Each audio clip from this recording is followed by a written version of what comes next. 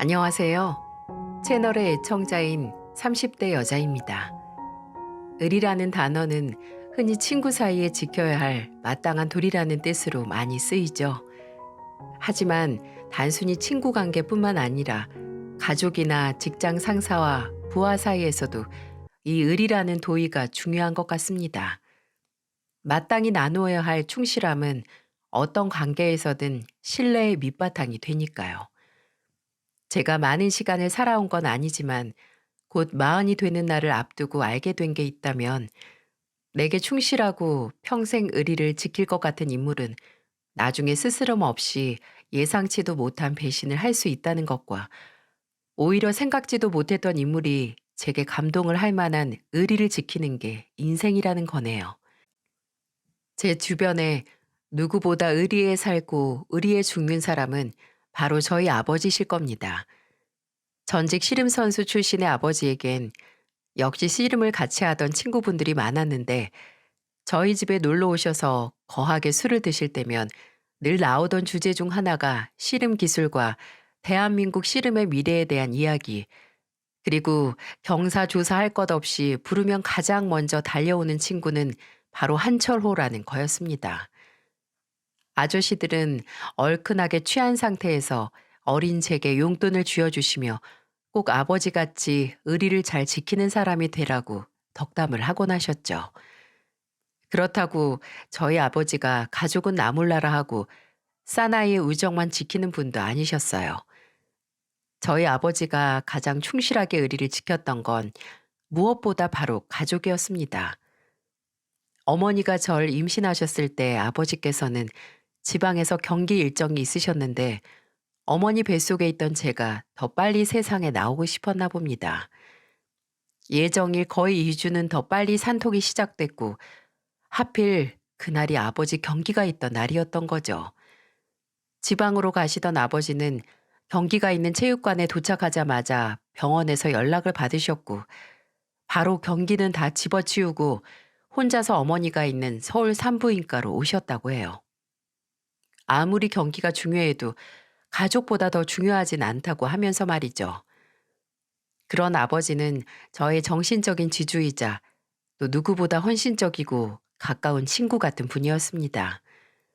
평범하다 못해 넉넉하지 못한 형편이었지만 저희 가족은 부모님도 저도 제 남동생도 하나같이 누가 뭐라든 진심으로 응원해주고 서로의 편이 되어줬어요. 제가 중학교 때부터 승무원이 되고 싶다고 했을 때 아버지와 어머니는 세상에 제가 못할 일은 없다고 대단한 용기를 주셨어요. 그런 부모님의 기대와 응원에 힘입어 아쉽게도 메이저 항공사에 취업은 못했지만 저는 저가 항공사에 합격을 해서 당당히 꿈을 이룰 수 있었습니다. 그때부터 아버지의 오래된 폴더폰 배경화면은 승무원 유니폼을 입고 활짝 웃고 있는 제 모습이었죠. 누굴 만나기만 하면 냅다 휴대폰을 펼쳐서 보여주며 우리 큰딸이라고 자랑을 하는 게 아버지의 새로운 취미 중 하나였네요. 세상에서 누구보다 제일 예쁘고 대단한 건 바로 큰딸이라고 늘 제게 상기시켜 주시는 아버지. 그런 아버지가 갑작스럽게 심장마비로 세상을 떠나셨을 때 저는 세상이 무너지는 게 아니라 제 몸속의 뼈가 무너지는 충격과 고통을 느꼈습니다. 그 전날까지만 해도 아침 비행을 앞둔 제게 오늘도 파이팅 하고 하늘을 잘 날다오라고 세상에서 우리 딸이 가장 멋지다라고 하는 문자를 보내셨던 아버지를 더 이상 만나지 못한다는 생각이 가슴이 미어지다 못해 이제 어느 방향을 보고 살아야 할지 막막해서 숨조차 제대로 쉬어지지 않았어요. 그런 저를 지탱해 주었던 건 역시 저희 어머니와 동생, 그리고 그 당시 연애를 한 지 반년 정도 된 제 남편이었습니다. 본인 아버지의 사업을 물려받을 목적으로 아버지의 유통회사에서 일하던 남편은 아버지와 오래 함께 일했기에 저와 제 아버지만큼 부자 관계가 끈끈했어요. 그래서 더 제가 느끼는 슬픔에 공감을 잘 해줬습니다. 또 몇 년 전 어머니를 잃은 남편은 장례식장에서 마주치자마자 주저앉아서 우는 저를 안아주면서 같이 울었어요.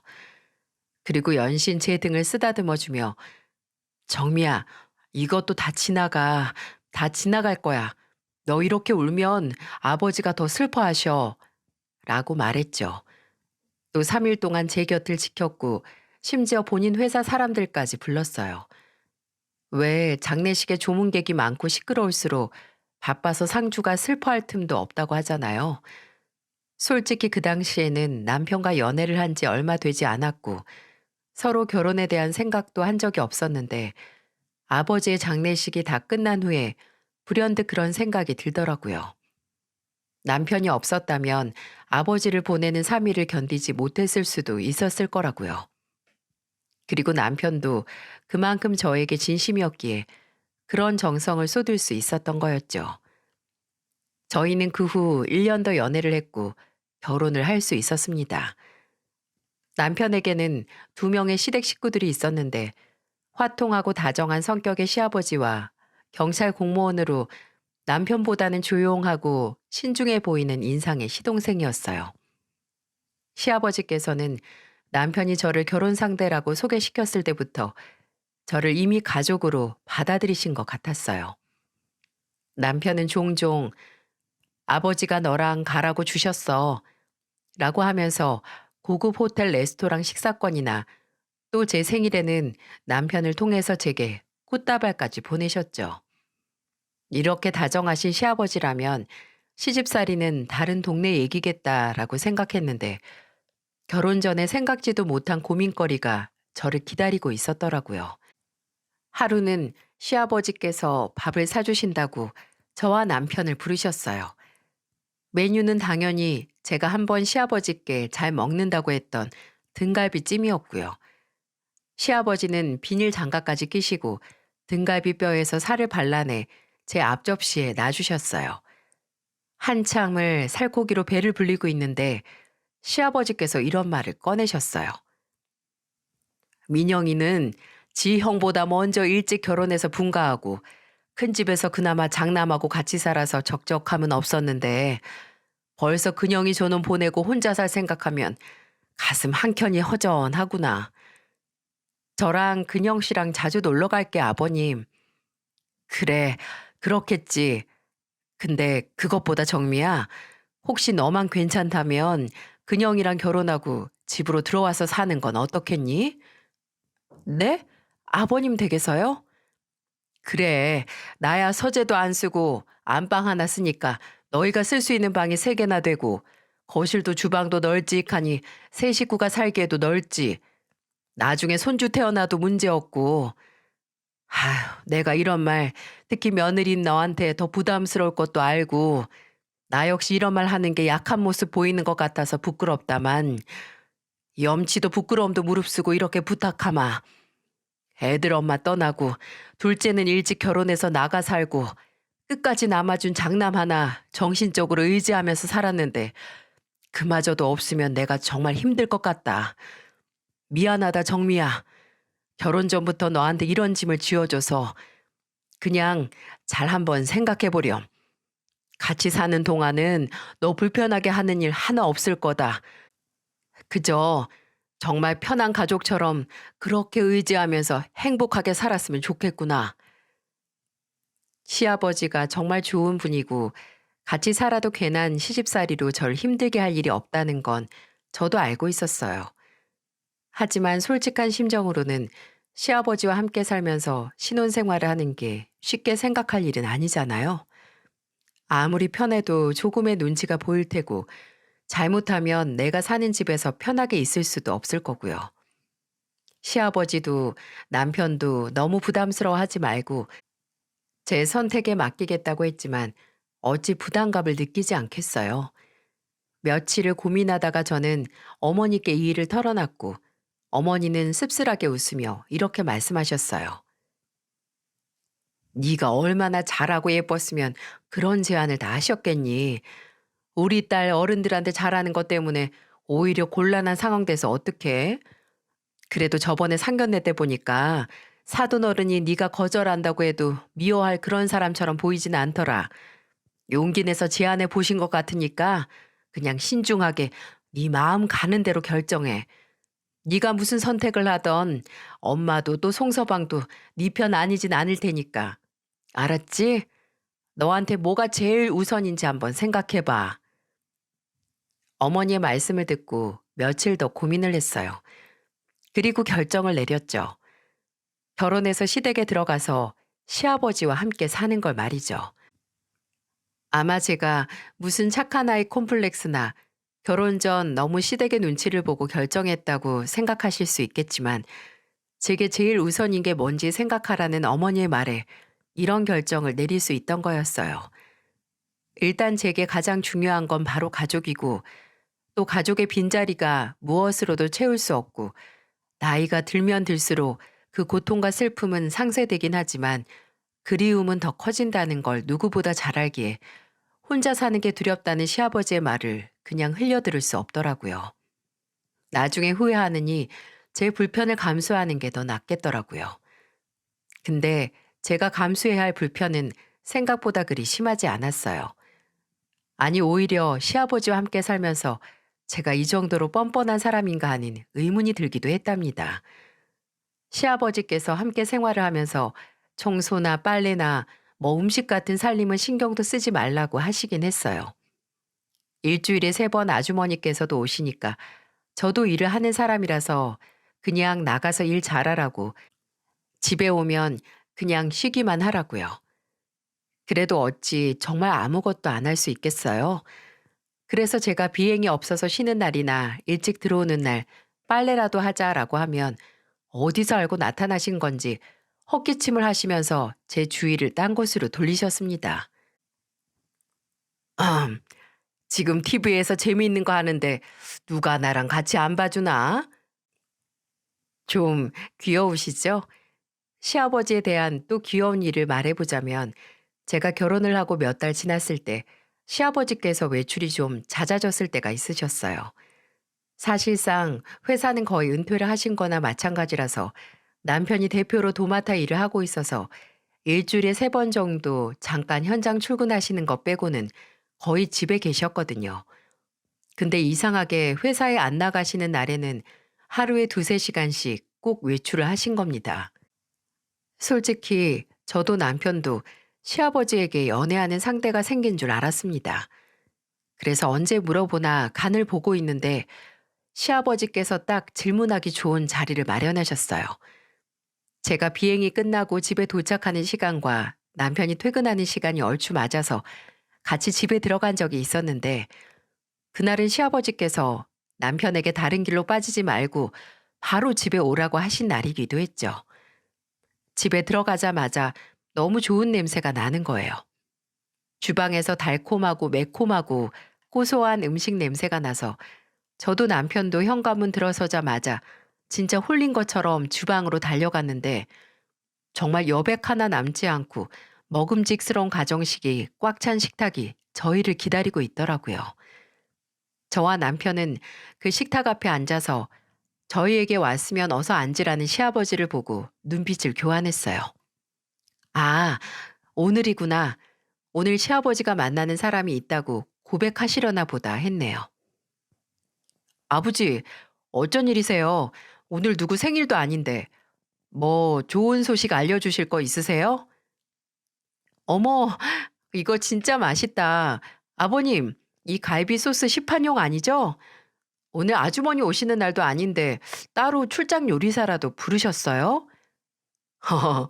우리 며느리 참 입맛은 귀신 같은데 하나만 맞고 하나는 틀렸다. 시판용 소스 아니라 과일까지 다 갈아서 재운 소스는 맞는데 따로 사람 불러서 만든 건 아니야. 그럼 누가 만들었어요? 내가 만들었다, 내가. 순간, 그럼 지금 만나는 분이 와서 이 음식을 만들었다는 말을 하고 싶은 건가 하는 생각이 들었어요. 근데 저나 남편이나 단단히 오해를 했던 거였어요. 알고 보니 지금까지 시아버지의 외출이 잦았던 건 누굴 만나려는 게 아니라 뭘 배우기 위해서였습니다. 바로 요리학원 등록을 해서 그동안 요리를 배우셨던 거예요. 제가 집에 있을 때 조금이라도 집안일 하려는 게 신경 쓰이셔서 주방 일이라도 아예 전담으로 도맡아 하기 위해 요리학원을 다니셨다는 겁니다. 남자가 나이 들고 은퇴하면 취미 생활로 할 것도 별거 없어. 근데 뭐 내가 술을 하냐, 낚시를 다니냐, 골프를 치냐. 우리 정미 맛있게 먹일 생각에 학원 다니니까 그 학원 선생도 글쎄 나한테 재능이 있다고 늦게 찾았다고 하더라. 이 김에 좋은 취미 하나 생겨서 잘 됐지. 시아버지의 이런 배려는 저를 정말 뻔뻔스럽게 만들었어요. 하루는 제가 쉬는 날 시아버지께서도 집에 계셨는데 저랑 시아버지 둘 다 점심을 좀 늦게 먹어서 저녁을 간단하게 먹기로 했어요. 시아버지께서 저희 어머니께서 보내주신 묵은지가 있다고 김치전을 해주시겠다고 하셔서 저는 거실에서 TV를 보고 있고 주방에서 시아버지가 김치전을 만드셨죠. 고소한 기름 냄새가 나기 시작했을 때 현관문이 열리고 남편이 들어왔는데 그때 남편이 주방에서 나는 기름 끓는 소리와 거실 소파에 거의 눕듯이 앉아서 TV를 보는 절 보고 황당하다는 듯 웃는 거예요. 우리 아버지 진짜 늦둥이 딸 보신 것 같네. 며느리가 아니라 철부지 딸이야, 딸. 그 말을 듣고 저도 놀랐어요. 이미 그런 일상이 제게는 너무 당연시돼서 습관이 된 겁니다. 혹시 저를 이렇게 만든 데에는 시아버지의 공도 있다고 하면 너무 변명처럼 들릴까요? 근데 정말 사실이에요. 저를 정말 딸처럼 대하고 제가 집에서 늘어져 있게 만드시는데 어찌 제가 그렇게 편한 생활에 적응하지 않을 수 있겠어요? 아마 시아버지 본인의 부탁으로 며느리 시집살이 시키는 게 미안하고 혹시 분가한다는 소리 나올까 지극정성을 다하는 거 아니냐는 말을 들을 수 있을 것 같기도 한데 저도 그 생각을 안 했던 건 아니었어요. 근데 제가 결혼하고 2년 뒤에 출산을 했을 때 정말 시아버지가 저를 본인의 딸처럼 아끼신다는 걸 알았어요. 제가 건강한 아들을 출산한 뒤에 시아버지께서는 홀쭉해진 제 얼굴을 보고 우셨습니다. 막 태어난 손주 안아볼 생각도 안 하시고 그저 저를 보고 입을 가리고 우셨어요. 너무 고생했다고 하면서 우셔서 옆에 계시던 저희 어머니도 당황하실 정도였네요. 그때 저는 잊고 있었던 아버지의 무조건적이고 든든한 사랑을 시아버지를 통해 새삼 다시 느낄 수 있었습니다. 그 후에는 합가를 안 했다면 어땠을까 하는 생각을 해요. 이런 행복을 모르고 살았을 수도 있겠구나 하고요. 근데 시아버지가 돌아가신 저희 아버지 비슷하게 느껴진다 한들 왜 상황까지 비슷해지는 걸까요? 제가 결혼을 하고 10년 정도 시간이 흘렀을 때 처음에는 나이가 들어감에 따른 자연스러운 현상이라고 시아버지도 저도 남편도 생각했어요. 시아버지께서는 어느 날부턴가 소화가 안 되고 미미한 복통이 있다고 식사를 거르시거나 평소에 반 공기만 먹기 시작하셨어요. 그래서 그런지 살도 빠지시고 근데 어쩐지 안 먹는다고 해도 너무 급속도로 살이 빠지는 건 아닌가 싶었어요. 저는 시아버지를 모시고 병원으로 갔고 병원에서는 대학 병원에 가서 조직 검사를 받으라는 불길한 대답을 내놨죠. 종교도 없는 제가 그때 제발 아무 일 아니기를 하늘에 얼마나 기도를 했는지 모릅니다. 대학병원에 가면서도 시아버지께 그냥 담담하게 아무 일 아닐 거라고 나이가 있으시니 그냥 확실하게 하려고 그러는 것 같다고 안심을 시키려고 했는데 그렇게 되뇌이는 건 시아버지뿐만이 아니라 저를 자신을 진정시키기 위한 말이기도 했네요. 제 기도는 아무짝에도 소용이 없었습니다. 조직 검사 결과 시아버지께서는 췌장암 2기를 선고받으셨고 아버지가 돌아가신 이래 한 번 무너졌던 제 몸 안의 뼈에 금이 가는 소리가 들리기 시작했어요. 하필, 왜 하필이면 췌장암인가요? 초기 발견도 어렵고 생존율도 낮은 그 빌어먹을 병이 왜 하필 저희 시아버지 몸에 생겼는지 이런 상황 때문에 신은 없다는 말이 생긴 건 아닐까 싶었네요. 정말 불행 중 다행으로 시아버지께서는 십이지장 절제술이 가능했었고 바로 수술 날짜를 잡았어요. 수술 전 면역력 조절을 하고 항암 치료를 병행해야 했기에 바로 입원을 하셨고, 시아버지께서는 제게 걱정 말고 간병인만 구해달라고 부탁을 하셨습니다. 근데 도저히 다른 사람에게 맡길 수가 없더라고요. 아무리 저희 시아버지께서 왕년에 회사 하나를 세울 카리스마를 가진 분이었다고 하지만 이제는 몸도 안 좋은 할아버지시고, 만에 하나 내가 없을 때 누군가에게 부당한 대우라도 받으면 어떻게 하나 싶은 생각에 두피에 열이 몰리더라고요. 저는 출산 후 일을 그만둔 상태였고, 또 어린 아들도 이제 초등학교에 입학해 평일에 3번 학원에 가는 날에는 끝나는 시간이 얼추 남편의 퇴근 시간과 맞아서 걱정할 건 하나도 없었습니다. 시아버지께서는 2인용 병실에 묵을 예정이었기에 제가 딱히 불편할 것도 없었고, 또 옆에 자리 환자분의 간병인이 여성분이어서 작은 도움도 종종 받을 수 있었어요. 저는 시아버지께서 수술을 하고 회복하시는 동안 병원에서 지냈습니다. 남편이 쉬는 날에는 당연히 남편이 와서 교대를 하고, 저는 집에서 좀 쉬었지만 그래도 집에서 쉬는 동안 계속 시아버지 생각이 났어요. 다행히 수술도 잘 되고 회복 속도도 나쁘지 않았지만 의사 선생님께서 퇴원이 가능하고 집에서 오고 가면서 남은 항암 치료를 할 수 있다는 말을 들은 후에도 이상하게 시아버지께서 퇴원하겠다는 말을 안 하시는 거예요.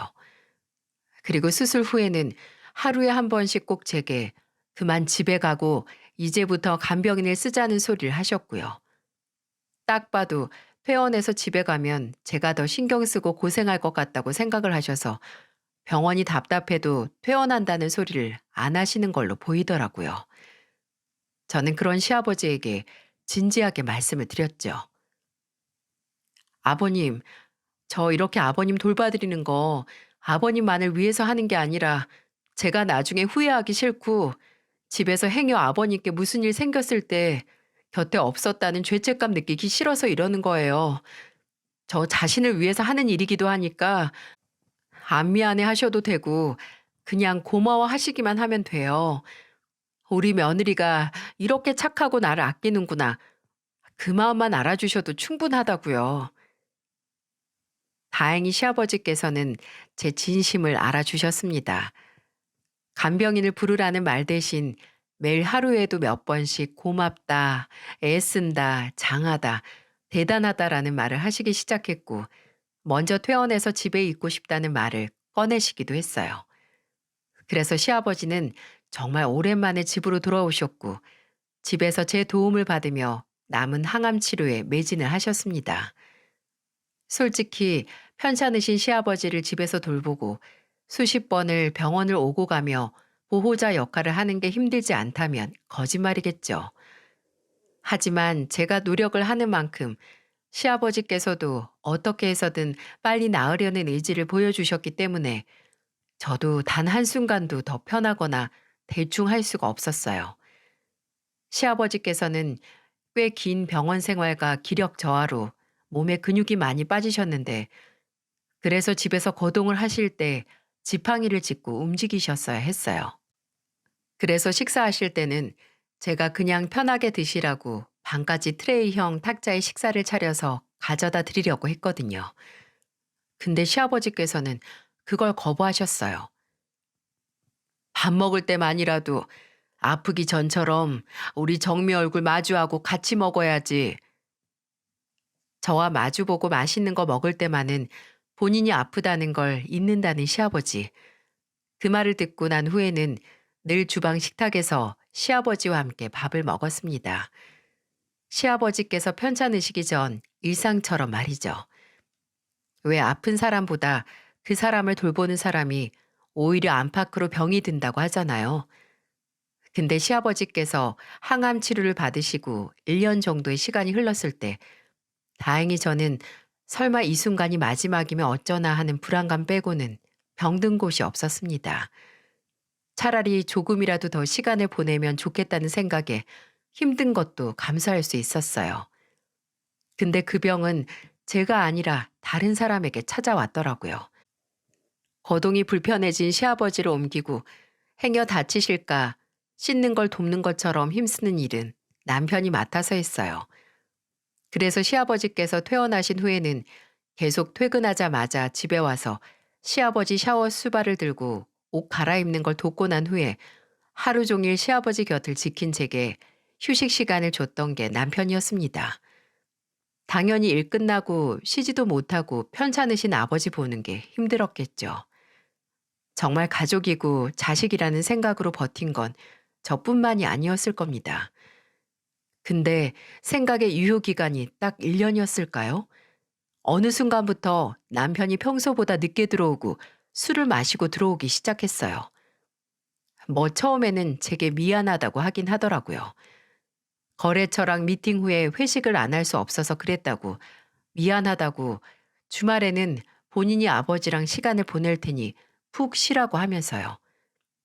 근데 점점 일 핑계로 늦게 들어오는 게 당연해지더라고요. 하루는 시아버지께서 목욕할 때가 된 것 같아서 사우나를 좋아하시는 시아버지를 주말에 함께 목욕탕에 가서 때 좀 벗겨드리는 게 어떠냐고 하니까 뭐라고 했는지 아세요? 당신이 모시고 가. 나도 좀 쉬자. 내가 목욕탕에 아버님을 어떻게 모시고 가?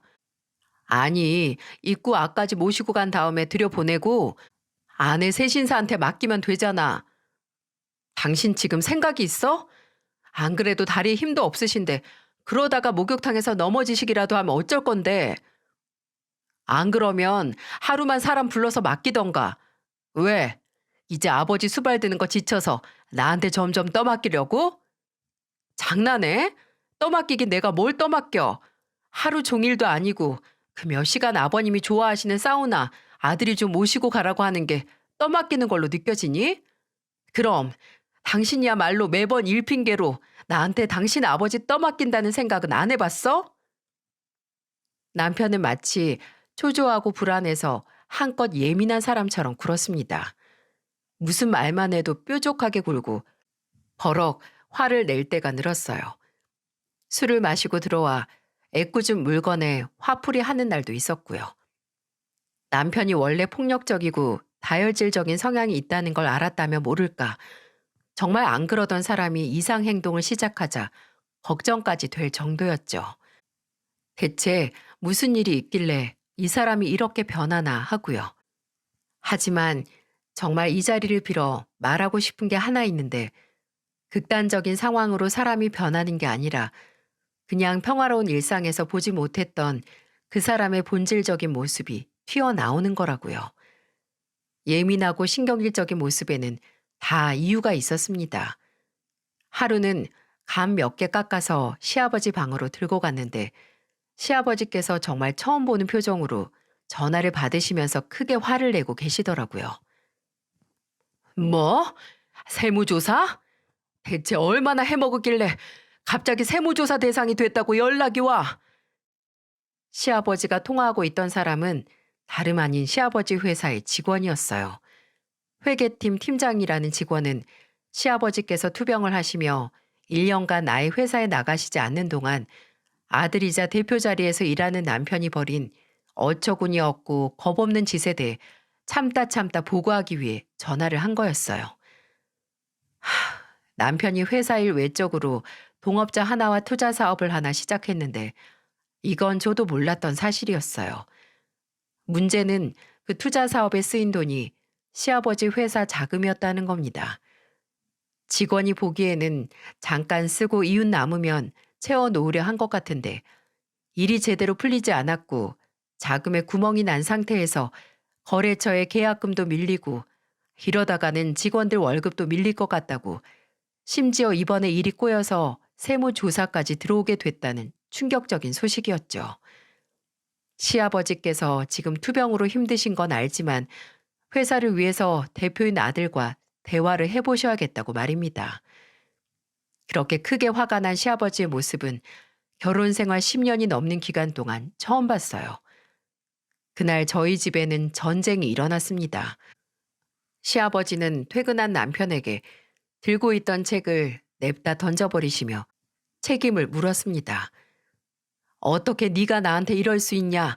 너를 믿고 맡겼는데 어떻게 회사 돈에 개인적으로 손을 대냐고 울분을 토하셨죠. 핏대가 터질 것처럼 화를 내는 시아버지의 모습보다도 놀란 건 처음에는 죄인처럼 가만히 듣고만 있던 남편의 돌변한 태도 때문이었어요. 듣다 보니까 섭섭하네요, 아버지. 왜 이제껏 손 놓고 계시다가 갑자기 주인 행세하시는데요? 아직까지는 아버지 회사일지 몰라도 실질적인 대표는 전데 이미 은퇴한 거나 다름없고 회사가 어떻게 돌아가는지 모르는 아버지한테 이래라 저래라 소리 듣는 거 꽤 거북해요, 저. 뭐? 그래. 아들 새끼가 주제도 모르고 내가 지금껏 피땀 흘려 일군 회사 신나게 말아먹고 있는 거 몸속에 있는 암덩어리 때문에 모르던 내가 죄인이다. 내가 미친놈이야. 남편은 허탈하게 소리치는 시아버지를 뒤로 한 채 성질을 내면서 방으로 들어가 버렸어요. 저는 적반하장으로 아들에게 모욕을 당해서 멍해지신 시아버지를 안방으로 모신 뒤에 남편을 따라 방으로 들어가서 한마디를 할 수밖에 없었어요. 당신 진짜 너무한 거 아니야? 지금 잘못한 사람이 누군데 아버님한테 큰 소리를 쳐. 야, 넌 사업에 대해 아는 것도 없으면 가만히 입 다물고 있어. 몇 년 동안 집에서 병수발이나 들고 애나 보는 주제에 뭐가 잘났다고 말을 못해? 그럼 밖에서 대단한 일 하면서 돈 버는 인간이 왜 회사 돈에 손을 대서 거래처에 줄 돈도 밀리게 만들어? 내가 하는 말 듣기 싫으면 집에서 있는 내 귀에 당신이 도둑질 하다가 대형 사고 쳤다는 소식이나 안 들리게 하던가. 회사 돈에 손을 대? 아버님한테 회사 물려받을 생각하니까 회사 돈이 당신 지갑에 들어갈 돈 같고 막 그렇지? 착각하지 마. 그거 당신 돈 아니야. 같이 일하는 직원들 돈이기도 하고 앞으로 몇 년 동안 회사 굴러갈 연료이기도 해. 명준이가 뭘 보고 잘하겠어? 아버지가 딴짓하다가 할아버지 회사 말아먹었다는 거 알면 이 인간이 갈 때까지 갔네요. 맞는 말만 따박따박하는 저를 보다가 결국 손을 올리고 말았습니다. 저는 찢어질 것 같은 고통보다 이 인간이 나를 때렸다는 충격에 뇌가 다 얼얼했어요. 그리고 머리끝까지 화가 났습니다. 감히 네가 뭔데 우리 아버지 딸이고 우리 어머니 딸인 나를 때려? 하는 생각에 그때부터 손이 잡히는 대로 들고 남편을 사정없이 두들겨 팼어요. 시아버지께서 오셔서 이 꼴을 보시게 할 수 없으니 차마 고래고래 욕을 하면서 팰 수는 없었지만 진짜 온 힘을 다해서 남편을 쳤습니다. 남편도 반격을 하다가 욕을 내뱉고 아예 집 밖으로 나가버렸고 방 안에는 저 혼자 남게 됐죠. 와, 아버지 돌아가셨을 때도 나지 않던 삶에 대한 회의감이 확 몰려오더라고요. 내가 왜 살지? 이런 취급 받을 거면 왜 숨을 쉬고 사나 하는 생각 말입니다. 남편이 돌아오면 이 어처구니 없고 지저분한 사태에 대해 결론을 지어야겠다고 생각을 했는데 이 인간 3일이 되도록 집에 안 들어오더라고요. 처음에는 그래, 차라리 평생 오지 마라 라는 생각이 들었는데 사람이 큰일을 겪고 나면 이래저래 자잘한 생각이 쪼개져서 파편이 많아지잖아요. 설마 무슨 일이 있겠어 싶더라고요. 그러다가 3일째 되는 날 오전에 전화를 했어요. 안 받더군요. 나중에는 회사로 전화를 해보니까 글쎄 집에서 나간 다음 날부터 회사에 출근도 안 했대요. 무슨 개인적인 사정으로 출근 못했다고 통보를 했고요. 순진하게도 슬슬 걱정이 되기 시작했어요. 일적으로도 그렇고 저와의 관계도 틀어질 위기니까 설마 나쁜 생각을 한 건 아닌가 싶어서 다시 남편 휴대폰으로 전화를 했습니다. 그때가 오전 11시 반 정도 됐을 거예요. 3번을 해도 안 받다가 드디어 휴대폰 너머에서 목소리가 들려왔습니다. 문제는 그 목소리가 남편의 목소리가 아니라는 것과 젊은 여자 목소리였다는 거였죠.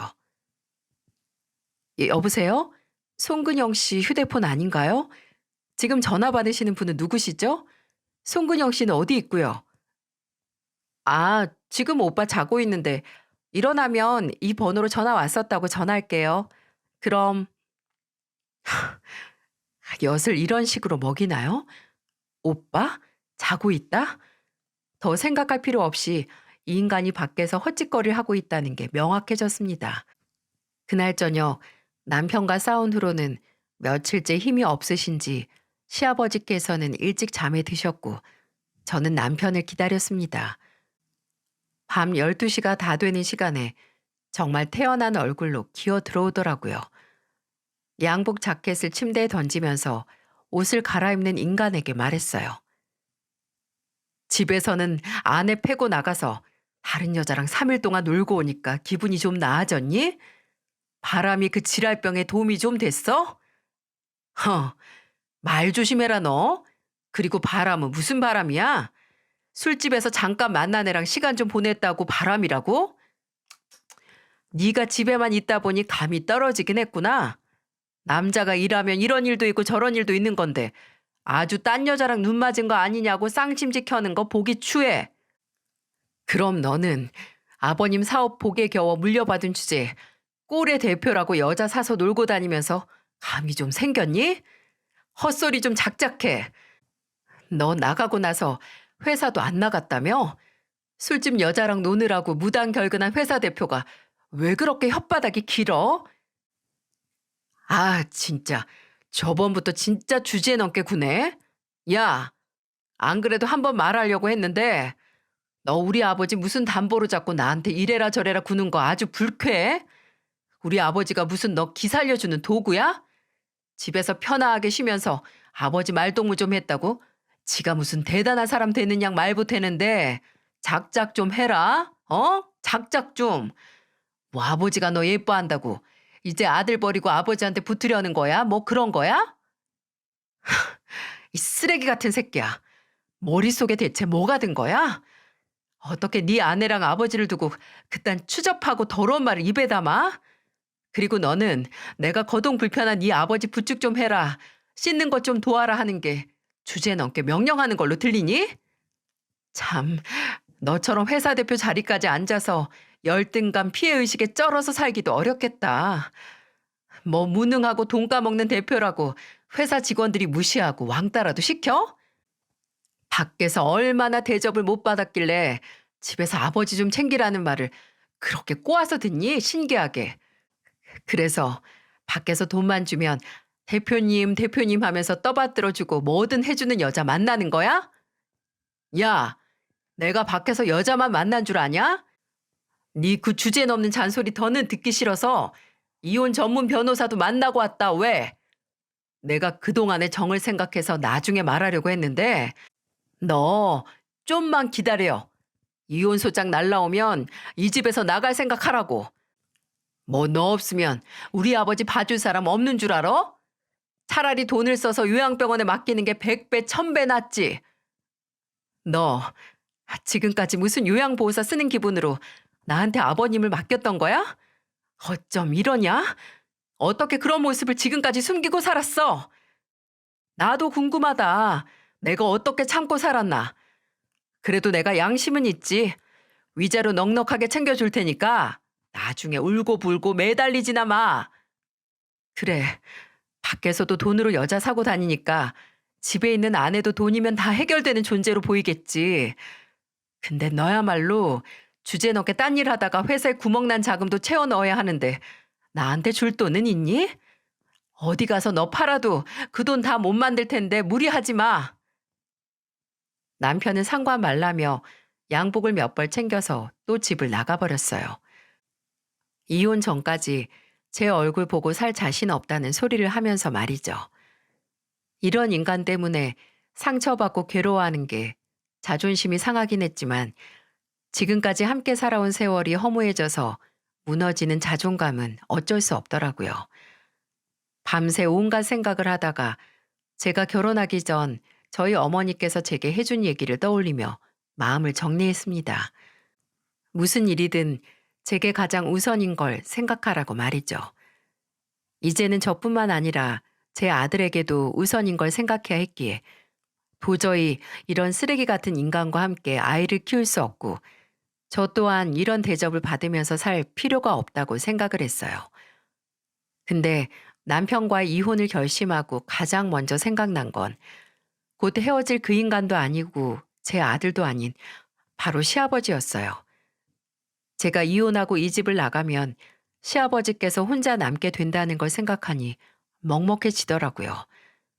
하지만 최대한 담담하게 시아버지에게 말하려고 했습니다. 어쩔 수 없이 상황이 이렇게 됐으니 부디 이해해 주시길 바라면서요. 근데 새벽에 잠도 안 자고 그렇게 했던 다짐은 아침에 안방에 들어가 신문을 보고 계시던 시아버지 얼굴을 보자마자 무너져 내렸어요. 그냥 시아버지 얼굴을 보자마자 눈물이 왈칵 나왔습니다. 눈물샘이 망가진 것 같아서 저도 제가 왜 이러나 놀랐는데 시아버지도 놀라셨겠죠. 저를 보며 안절부절하며 왜 그러냐고 하는 시아버지에게 더듬더듬 아내야 할 소리까지 하며 남편과 있었던 일을 모두 말했고 제 울음이 잦아 들어갈 때쯤 호소를 했어요. 아버님, 행여 제가 아픈 아버님 두고 이기적인 선택했다고 원망하지 않으셨으면 해요. 저도 진짜 아버님만 생각하면 내가 이래도 되나 싶은데 도저히 제 고마움도 모르고 천대하고 하대하고 일핑계로 여자 만나고 다니는 그 인간하고는 살 수가 없어요. 죄송해요, 아버님. 제가 마지막 아버님께 해드릴 수 있는 도의로 좋은 간병인을 알아볼 테니까 네가 왜 나한테 미안하냐. 미안해 하지도 마라. 너나 나한테 100번 용서를 구해야 하는 건 근영이 그 자식이야. 솔직히 내심 아버님께서 저를 붙잡으시면 어쩌나 걱정을 했습니다. 근데 오히려 아버님은 얼굴이 울그락불그락하게 물들어서 견딜 수 없다는 듯 화를 내면서 이렇게 말씀하셨어요. 이혼을 해도 이 집에서 나가야 할 사람은 네가 아니라 그 불안당 같은 놈이야. 어디 감히 지주제 여자나 만나러 다니고 일한다는 이유로 널 무시해? 미안하다 정미야. 내가 자식 새끼 잘못 키워서 널 고생시켰어. 걱정 마라. 내가 너 이혼을 해도 그놈 원하는 대로 되게 내버려 두지 않을 거야. 그때만 하더라도 시아버지께서 어떤 행동을 하실지 감이 잡히질 않았어요. 남편은 지가 뱉은 말처럼 정말 집에 들어오지 않았고 며칠 뒤에 예상치도 못한 손님이 집으로 찾아왔어요. 바로 시동생이었어요. 시동생은 한 이틀 정도 집에 들러서 시아버지 방에서 몇 시간 이야기를 나누다가 또 하루는 시아버지를 모시고 잠시 외출을 하고 오기도 했습니다.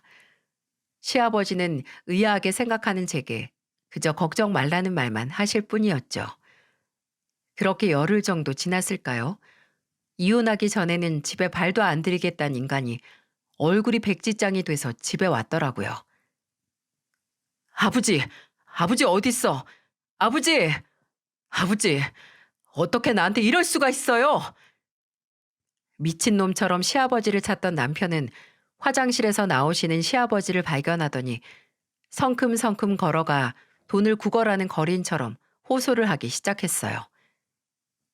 어떻게 아버지가 날 잘라요? 아버지 없을 때 그 회사 맡아서 키운 게 누군데 내 자리를 정리해요, 정리를. 그래, 호랑이 없는 굴에 여우가 왕이라고. 나 없는 사이 네 멋대로 말아먹으려고 했지? 이 자식아, 내가 너 회사에서나 집에서나 하는 꼴을 보고도 가만히 있을 줄 알았어? 내가 뭘 잘못했는데요, 뭘? 회사 돈 문제도 나조차고만 한 게 아니라 다 자금 더 모으려고 하다가 실수한 거고 이혼도 내 문제가 아닌데 왜 다 내 탓으로만 돌리시냐고요? 네가 네 죄 모르는 거 우선 그것부터가 네 죄다. 너같이 문란하고 무능한 놈한테 내가 평생 일권 회사 물려줄 수 없지. 그럼 그 회사 어쩔 건데요? 지금 아버지 몸으로 다시 일선에 뛰어들 수 있을 것 같으세요? 내가 어디 자식이 너뿐이냐? 너보다 훨씬 믿을만 해도 내 회사에 관심 없어서 못 준 자식이 하나 있는데 왜 널 못 버릴까? 벌써 민영이랑 다 얘기 끝내놨다. 걔도 내 말 듣더니 도저히 네 손에 아버지 회사 맡길 수 없다고 다음 달부터 일 정리하고 회사 들어와서 일 배운다고 하더라. 회사 직원들 몇몇한테도 말했더니 아주 환영이라고 하더라. 대체 뭘 했길래 회사에 네 편인 직원 하나 없을 수 있냐? 그것도 참 재주다, 재주. 그렇습니다. 시아버지께서 제게 걱정 말라던 말은 본인 스스로 아들인 남편을 절벽에서 떨어뜨리기 위함이었어요. 너같이 가진 거에 만족 못하고 헛짓거리 하다가 가족한테 상처 주는 놈은 내 자식으로 인정하고 싶지도 않다. 40 넘은 자식 독립시키는 아버지 너무 원망하지 마라. 너도 허투루 나이 먹은 게 아니면 세상 어디에 돈 먹고 살 일쯤은 있겠지. 내가 널 버리는 게 아니라 네가 스스로 갖고 있던 보물들을 쓰레기통에 죄다 내버린 결과니까 받아들여라. 끝까지 추한 몰골 애비한테 보이지 말고. 시아버지께서 아무리 절 아끼신다 해도 남편이 제게 저지른 잘못만으로 이런 결정을 내리시긴 어려우셨을 거예요. 평생 젊은 시절 다 버리고 일군 회사를 아들이란 놈이 벌써 지거신 마냥 조각내는 꼴을 더는 볼 수 없으셨던 것도 있겠죠. 시아버지의 결심은 아주 단호했는지 집에서 남편을 쫓아낸 후에도 제게 이사할 준비를 하라고 하셨어요. 남편이 또 집에 찾아와 저나 시아버지에게 해코지를 하고 매달릴 수 있으니 그 집도 급매물로 내놨다고 하시더라고요. 그리고 저와 제 아들이 생활할 아파트를 구하기 전까지는 잠시 친정에 가 있으라고 하셨습니다. 그리고 시아버지는 앞으로 시동생 부부와 지내기로 했으니 걱정 말라고 하셨고요. 저는 아무리 그래도 앞으로 살 집을 아버님께 받을 수 없다고 남편과 이혼 후에 받을 위자료로 어떻게든 될 거라고 했지만 시아버지는 단호하게 못 박으셨습니다. 정미야, 네가 지금까지 나한테 준 행복으로 치면 아파트 하나가 아니라 건물 한 채를 해줘도 모자라. 근영이 그 새끼한테 받는 위자료는 마땅히 받아야 하는 거니까 받아서 네가 하고 싶은 대로 하고, 집은 이 못난 시애비가 지금까지 고생한 며느리에게 고맙다는 마음을 반의 반도 안 되게 표현하는 것뿐이니까 제발 받아주렴. 네가 그거 안 받으면 내가 나을 병도 안 나을 것 같아서 그런다. 심지어 시아버지께서는 제 이혼 소송 변호사 비용까지 대주셨어요. 진짜 유명한 로펌 변호사로 구해주셔서 그놈을 아주 뭉개버리라고 신신당부까지 하셨어요. 이상하긴 하지만 저는 시아버지의 응원과 도움으로 남편, 아니 그놈과 이혼을 했고 시아버지께서 구해주신 아파트에서 새로운 출발을 하게 됐어요. 일자리도 잃고 가족들에게도 버림받은 그놈은 제가 시아버지에게 아파트를 받은 걸 어디서 들은 건지 득달같이 제게 연락해서 그 아파트를 절반 나누자는 헛소리까지 하더라고요. 야, 따지고 보면 그거 우리 아버지가 이혼했다고 해준 건데 당연히 아들이 나한테도 지분 있는 거 아니냐? 너 아버님 아들 아닌 지 꽤 됐어. 몰랐니? 아버님한테 가서 아버지하고 불러봐. 아버님이 당장 지팡이로 네 머리 깰지도 몰라. 가기 전에 꼭 나 불러. 구경 가게.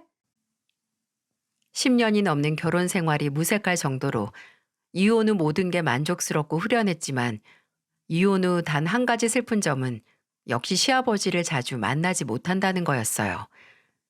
심지어 이혼 소송 중에는 그놈이 저지른 일 때문에 시아버지께서 제 얼굴 보기 부끄럽고 미안하다고 안 만나 주셔서 어찌나 서운하고 씁쓸하던지 동서에게 부탁을 해서 몇 번 자리를 만들긴 했어도 그때도 시아버지는 어색하게 눈도 못 마주치셔서 제가 참다가 이런 말까지 했네요.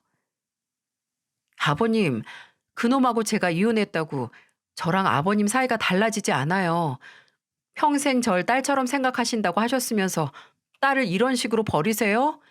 저 서운해요, 진짜. 다행히 시아버지께서는 제게 점점 미안한 마음을 거두셨고 나중에는 동서나 시동생이 바쁘면 제가 시아버지를 모시고 병원에 가기도 했습니다. 앞으로 3년 동안은 재발할지도 모르니 꾸준히 경과 관찰과 치료가 필요하지만 이 충격적인 사연에서 가장 다행인 점이 있다면 바로 시아버지의 건강 상태가 점점 호전되고 있다는 겁니다. 호전된 만큼 무섭게 화를 낼 힘도 넘친다는 게 문제이긴 하지만요. 시아버지께는 말 안 했지만 동서에게 저번에 몇 번 이혼한 전 남편이 먼저 연락을 해 다시 합치자는 말을 해와서 귀찮다는 얘기를 했었거든요. 근데 동서가 모르고 그 얘기를 시아버지께 했는지 어느 날 아침부터 제게 전화를 하셔서 그놈 지금 어디 있냐고 가서 그 빌어먹지도 못한 정신머리를 고쳐놓겠다고 분노를 하셔서 제가 알아서 잘 해결했으니 걱정 마시라고 달래느라 혼났네요. 그때 아마 저희 아버지였어도 시아버지처럼 당장 전 남편에게 달려가서 말도 안 되는 생각을 아주 싹을 자른다고 노발대발 하셨을 것 같아서 좀 웃었어요. 함께 평생 부부로서의 도의와 의리를 지키겠다 맹세한 전 남편은 그 맹세에 코를 푸는 것 마냥 시원하게 그 믿음을 저버렸고 시아버지께서 정말 끝까지 저와 제 아들을 책임지는 모습을 보며 인생은 정말 어떻게 될지 알 수 없고 한 가지 비극이 일어나면 다른 곳에서 그 비극을 이겨낼 수 있는 힘을 받을 수 있다는 생각에 이래서 죽으라는 법은 없다는 말이 있나 싶기도 합니다. 지금 제 상황이 제가 결혼을 결심하고 예상했던 모습은 아니긴 하지만 나쁘진 않아요. 아니, 오히려 계획에서 무사히 벗어났기에 더 잘 됐다 싶습니다. 그래도 저희 시아버지라는 큰 자산이자 정신적으로 기댈 수 있는 어른을 만날 수 있다는 생각을 하면 제가 한 고생이 아깝지 않습니다. 그리고 언젠가는 저도 제 아들이 커서 결혼한다고 데려오는 며느리에게 그런 어른이 되고 싶네요. 제가 시아버지께 받은 사랑과 배려를 제 선에서 끝내지 않고 그대로 나누고 싶습니다. 당황스러울 정도로 날씨가 많이 추워졌는데 모두 다시 따뜻해지기 전까지 이 추위를 잘 이겨내시길 바랍니다. 반드시 따뜻해질 테니 걱정 마시고 따뜻한 옷을 입고 따뜻한 음식을 먹고 또 내 마음을 따뜻하게 만들어주는 사람과 함께 따뜻한 시간을 보내시길 바랍니다. 감사합니다.